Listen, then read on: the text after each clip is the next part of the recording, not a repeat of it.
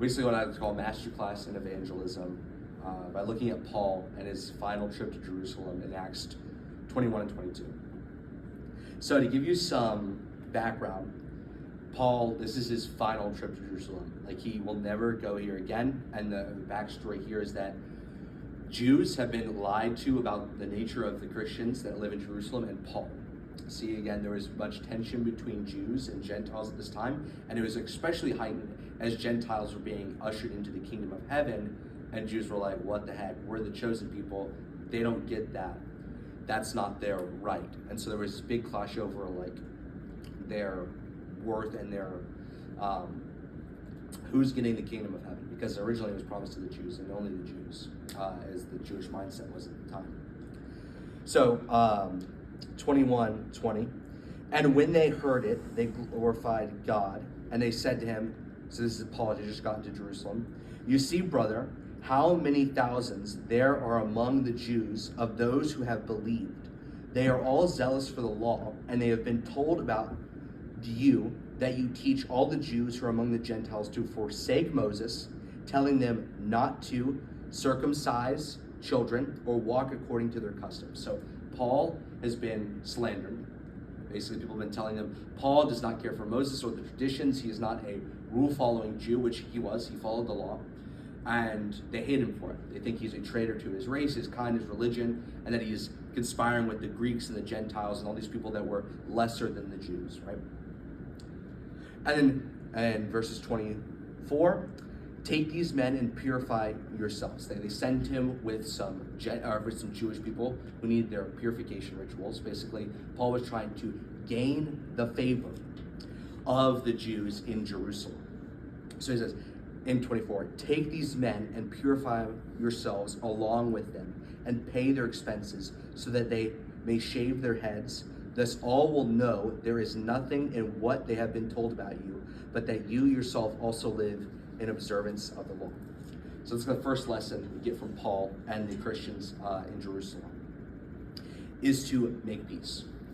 We as Christians, our first motivation when meeting new people is to make peace, especially if they feel like they have been wronged by us, or we've even wronged them, is we need to make peace, right? There's rules up against, like, if another brother sins against you, go to him. And these are common understandings of Christian values and Christ-like behaviors, and Paul is exemplifying this here.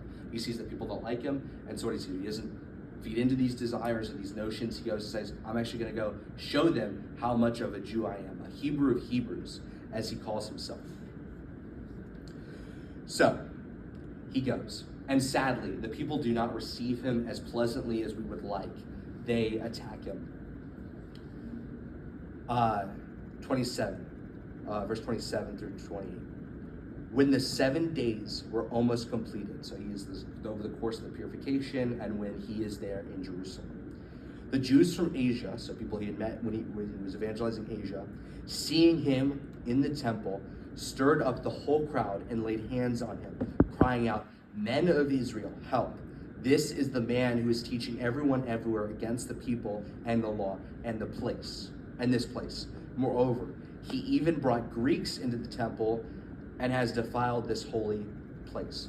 So the backstory is, again, Paul consorts with Greeks, and so these Asian Jews see him, and they think that he has brought people into where Gentiles were not allowed to intersect with the temple, that he's committed this grievous sin, and they are predicating this lie that Paul doesn't care for the customs of Israel and the Jewish people. So they have slandered his name. He's tried to make peace, and it has failed. So he gets beaten up, he gets arrested.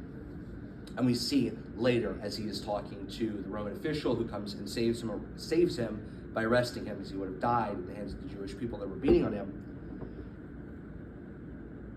As this is now in 22 21, verse 40.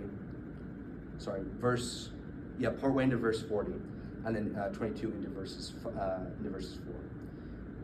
And when there was a great hush, he addressed them in the Hebrew language, saying, so Paul is now officially talking to the crowd of people post-arrest, and he's talking to them in Hebrew. Brothers and fathers, hear the defense that I now make before you. And when they heard that he was addressing them in the Hebrew language, they became even more quiet.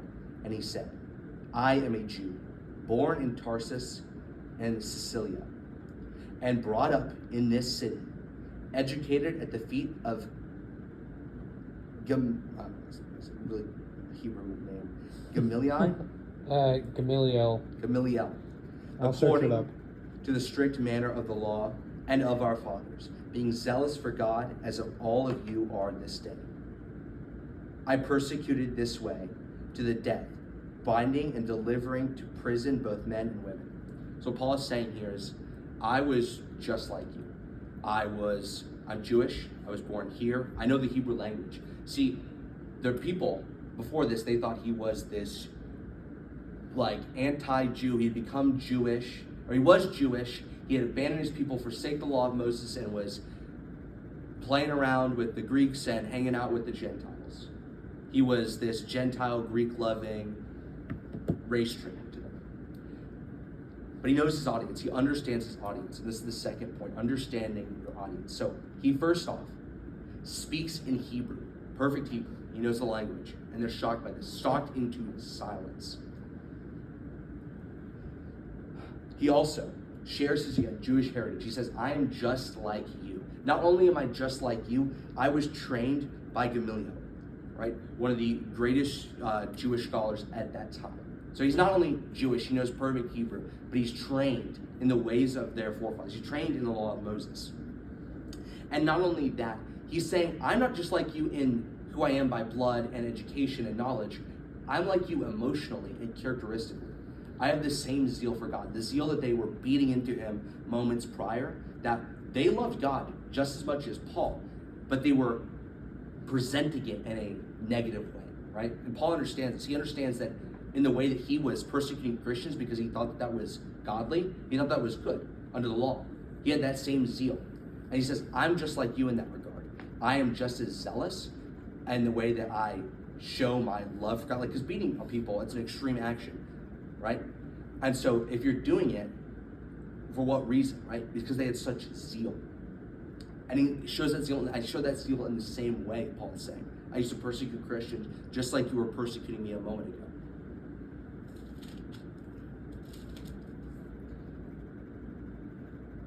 And he talks a little bit more about his testimony, but then right up into verses 22, up to this word they had listened to him. Sorry, 21 to 22. And he's talking about Jesus right now, and when Jesus is talking to him. I'll let y'all get to that in a moment. But up until this point, Paul has been talking about his testimony and how he was converted to Christ. So in verses 21, he said to me, go, for I will send you far away to the Gentiles. So he's talking, he's got the people captured at this point. They're actually starting to listen. They've hushed their tones and they're grumbling and they're yelling. And he's probably gotten many of them to his side by now by resonating with them. But he has to go up and bring up the Gentiles. So he understands his audience and is preaching to them. He knows what mentioning the Gentiles will do to this crowd. And rightly so in verses 22. Up to this word, they listened to him and they raised their voices and said, away with such a fellow from the earth, for he should not be allowed to live. So Paul obviously knew his audience. He talked to them in Hebrew. He mentioned his Jewish heritage and his teaching, his upbringing, saying that I am just like you, I know the law, but I'm like you in a real sense, in the sense of heart and zealousness for the Lord. He knows who he's talking to. And why does he bring up the Gentiles? Any guesses? Why does he bring up the Gentiles? Knowing what reaction that might get. To kind of just not stray away from the point that he's like God, Jesus has sent him to touch the hearts of the Gentiles and to also present Jesus to them as well. Yeah. So he went to make peace. He understood his audience. But even so, even when he had them listening on the 99% of the message they liked, he knew he couldn't leave that 1% out because he needed to be faithful in the gospel and sharing of the gospel. Faithfulness is important, and it's the most important part of the Christian message, because We can go and make friends with a lot of people and not share the gospel or share half the gospel. But if they don't know the trueness of the gospel, how can we be assured of their salvation? If they know half the gospel, if they have none of the gospels, they just have the nice parts. If we only give them certain verses, how are they fully going to know one God? And how are we going to be anyway assured of their salvation? I don't think we can be fully assured of someone's salvation, but I like to think that everyone in this room knows the gospel, and I'm going to think that you're all in heaven. But if you don't know the gospel, if it came out that Alex hadn't even read like any of the gospels, he only reads like 1 Timothy every time. He just repeats it all. I know John 3:16. Okay, he knows 1 Timothy and John 3:16, and that's all he knew from the Bible. Yeah. How would I know? How would I be assured in any sense of his salvation? How would I know that he knows the gospel and he's living it out? He's being obedient as the Great Commission tells us to be, is to make disciples and tell them to be obedient, tell them to observe, right? That's what he's doing here. He's saying, I am just as much of a Jew. Jesus Christ is just as important and fulfills the Jewish Old Testament. But in doing so, he allows the Gentiles into his kingdom. And that's the part that they have a problem with. But he had to be faithful in this. Because if you're going up to homosexual and you're telling about the gospel, you have to call them out of their sin.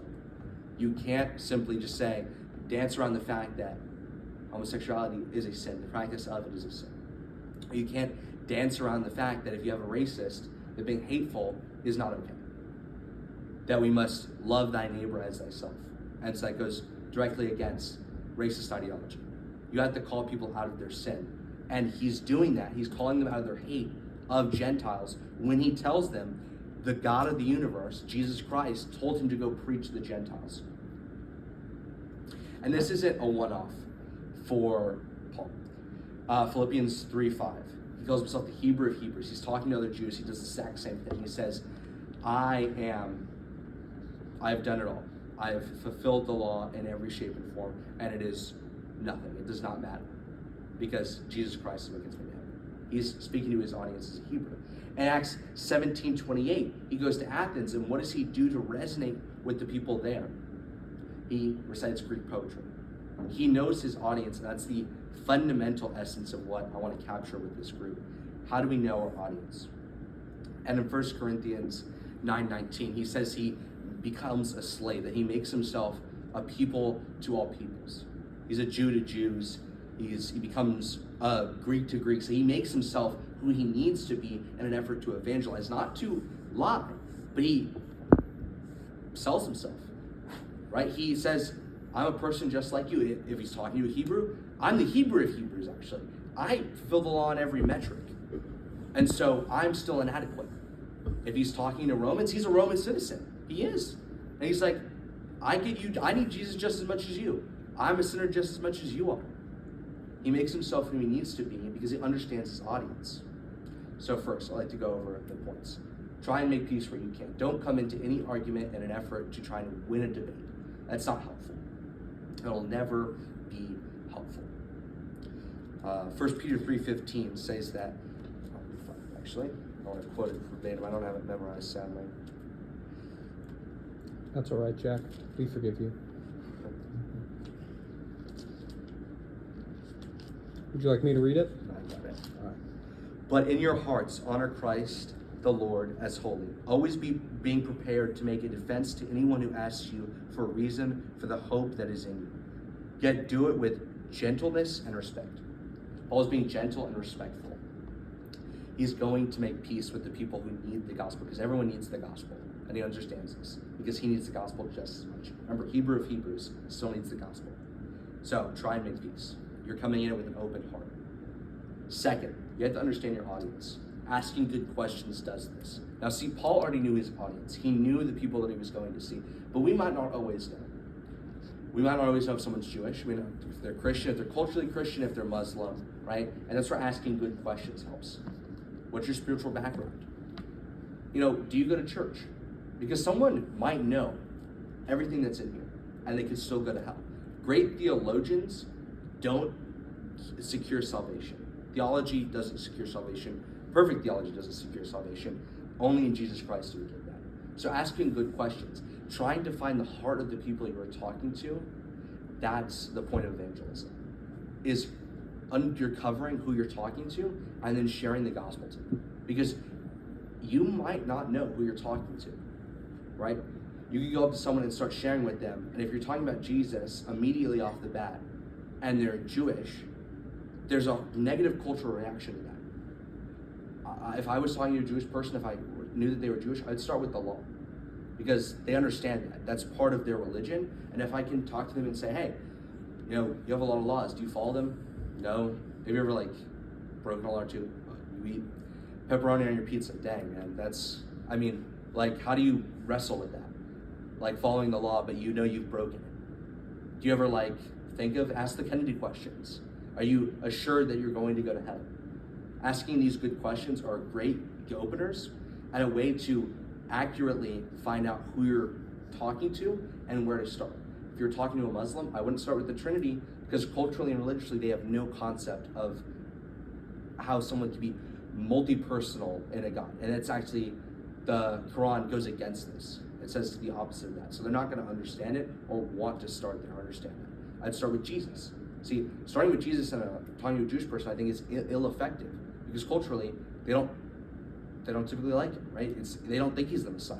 They think he's a good teacher, maybe. They might think he's a randomly madman, but they're opposed to him, right? If they weren't opposed to him, they'd be Christian, right? If they thought the Old Testament carried over to the New Testament, they would be Christian, but they don't. So you have to start with the Old Testament. You have to start where they are at. So for a Muslim, I'd start with Jesus, because they have some concept of Jesus. Be like, hey, you don't believe, and the same for Mormons. You believe these things about Jesus, the Bible contradicts that. How do you wrestle with that? And we'll get into Muslim apologists in a later day about how they will attack the Bible using their theology and whatever not. And we'll talk about more in that depth. But asking good questions is important. So we make peace. We know our enemy, understand your audience. Our enemy is the devil. But we must be faithful in all of it. I wouldn't leave a conversation with a Jewish person not getting to Jesus. I would probably start there. You can start there, and there's nothing wrong with that. Jesus is our everything, and so if you're talking about him, that's not a problem. I just think there's more effective strategies to getting someone towards and meeting in the middle. But if you're not ending with Jesus, if you've not met them in the middle and walked them over to your side, well, then are we being faithful? If we're not talking to this Muslim and we're not saying, hey, the Bible says something differently, and I think the Bible is actually more historically accurate than the Quran. If we're not pushing back, if we're not being faithful, if we're not saying Jesus Christ is the Lord and Savior, he's not our the way, the truth, and the light. If we're not, that's not how we're not. If we're not ending it there, then we're not being faithful. If we're not calling this person out of their sin, if we're saying, hey, you're disobeying the law, right? So you're sinning, right? If we're not calling them out of their sin, we're saying, hey, you're super hateful, you're being racist. We're not calling them out of their hate. If we're not calling them out of their lusts or desires, if someone is sleeping with their girlfriend, right? And you're not calling them out of that. Someone is sleeping with their boyfriend and they're a guy, and you're not calling them out of that, right? We must be faithful in everything, like Paul.